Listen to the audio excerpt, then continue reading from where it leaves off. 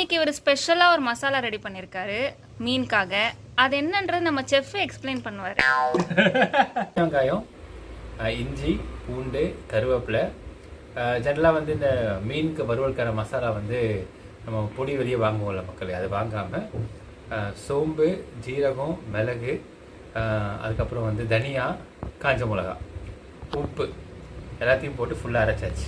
Today we going to have this masala. First time இந்த மசாலா பண்ணி நம்ம வந்து மீன் வறுவல் பண்ண போகிறோம். கோகனட் ஸ்டோன் வச்சுக்கோ. ஓ பாரினா stone. Okay. Coconut stone. Coconut rock. Rock. Coconut rock. இதெல்லாம் ஒரு பொழப்பு.